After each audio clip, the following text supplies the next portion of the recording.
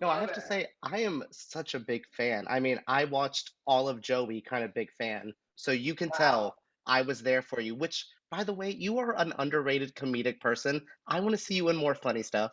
Me too. I'm ready, man. I'm ready. Yeah, I'm you, done with this dramatic stuff, man. I'm tired. I just want to laugh a little. but they always seem to attract you. You do all of these crime, kind of badass, like thriller action films. What attracts you to that? Why do you keep coming back to this from Sopranos to Sons of Anarchy and now with One Way? Cause I'm dangerous. Cause I'm a gangster goddess. Yeah, I mean, you to a nutshell. I don't know. Actually, the roles that actually find me more are victim roles. People don't Mm, think that. They think I'm always playing tough guys, but I'm actually playing the victim most of the time. Sopranos is the first, like, I was the sacrificial lamb. I was never the mhm. tough guy. I mean, yeah, I might have smacked him back a few times, but like, who ended up dead, me or him? Um, and that was Yeah. my role on the show, to be the sacrificial lamb. So I think with One Way was a streak of like three films that I'd done in a row. One was Safe Room, the other was Collide. No, not Collide. Collide wasn't well, I did, but that wasn't the gangster stuff. Where I'm playing not the victim for the first time, where I am the antagonist. So I'm not used to being in this part of antagonist and gangster bitch like this. Um, I loved it, by the way. I think you are so good. Like, you were scary, but also like that sexy, cool vibe. You need this role more often. Okay, good, because I haven't seen it yet. I'm excited, and I didn't. We made a few different choices with the part, and I wasn't sure which way we were going to go with it. So I'm excited to watch as well. So thanks. Well, how would you describe like the Vic character? Like, what did you like? What got you into it, and what did you want to bring to it? I mean, the truth is, when the script came my way and I saw who was in it, and my manager goes, "Are you going to read it?" And I said, "No, because I'll travel 5,000 miles to put a gun to Travis Fimmel's head for nothing." So But I was going. I don't care. I'm going to yeah. be there. I don't care what the movie's about. It's all good. Now, scaling back a little bit, well, you like you were in an iconic gangster movie with Sopranos. What did you like growing up that was your gangster inspirations? What were your like go-to thug movies?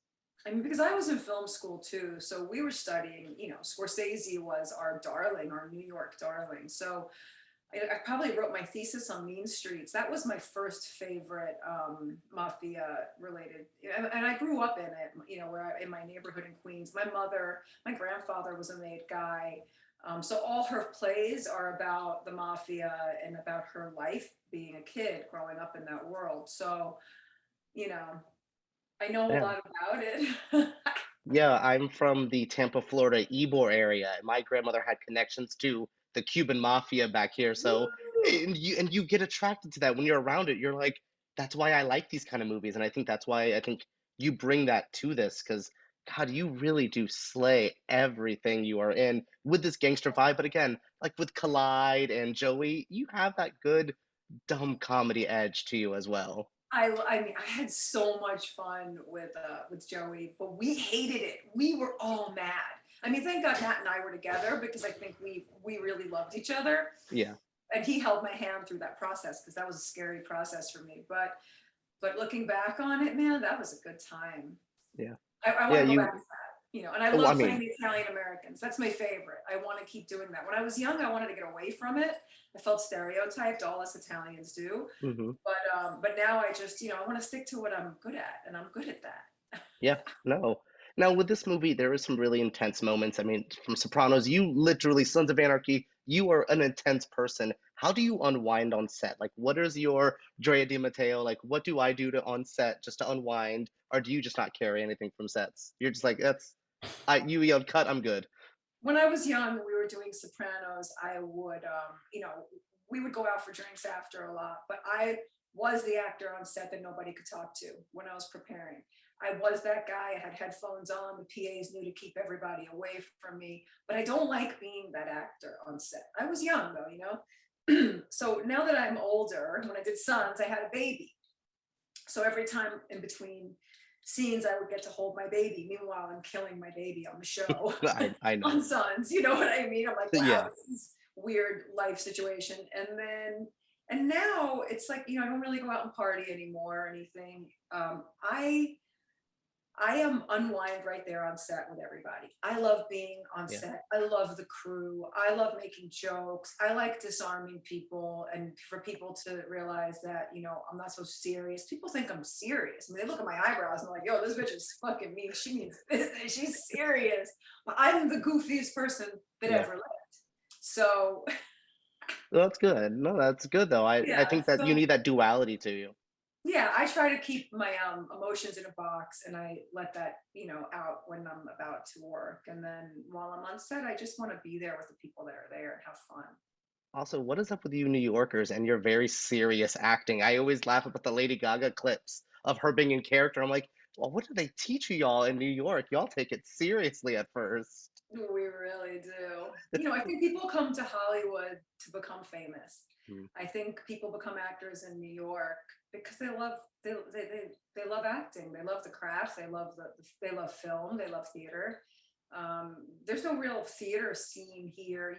We start out different back home. My mom's a playwright, so I Mm. definitely grew up in a different world. I grew up with Uta Hagen and Herbert Berghoff in my presence all the time. So I had to be somewhat serious. I did not expect that to come up in our Machine Gun Kelly movie interview. So that was amazing. Which, bringing him up, I mean, you are known for working with legends in this industry, but now you're working with, younger actors as you are this icon in this industry. So do you give any advice to them? Did you tell anyone on set, like, hey, especially like Storm Reid and Colson Baker, these are younger actors coming up. Do you have any tips you give them that you've learned from anyone else? No, a lot of people have asked me, how did you approach them?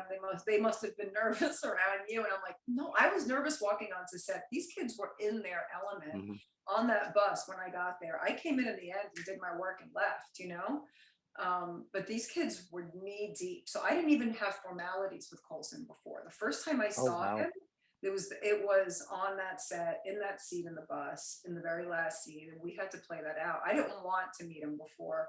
Or maybe I did. I don't think I did. I know that I ran over to Megan Fox and gave her a nice big hug because I was like, if I don't hug this beautiful babe right now, then I'm gonna regret it for the rest of my life. But Travis Fimmel, that was, like I said, I was there because he was in the project and I freaking adore him. And he felt like an old brother once I met him. That was like we'd known each other forever. Yeah. And my friend Reese is in the movie, Reese Coiro. He plays Coco, my sidekick. Hmm. So we had a nice little rapport, the three of us. But the kids, man, the kids Yeah. never need advice from the adults, okay? Especially two kids like Storm Reid and Yeah. Machine Gun Kelly, both of them with those awesome names, by the I way. I How I can they mean, not be awesome with I mean, those you names? came in with Drea de Matteo. It's like this is a name. They're like, no, no, hold on. Here's Machine Gun Kelly. I know. I mean, listen, my baby daddy's name is Shooter, and my son's name is Blackjack. So everybody needs.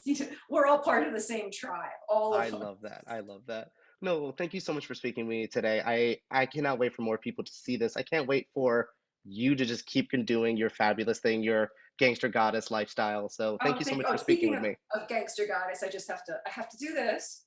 Plug That's how everything. you smell like a gangster goddess. If you want gangster goddess perfume, I'm also promoting that today along with our movie One Way.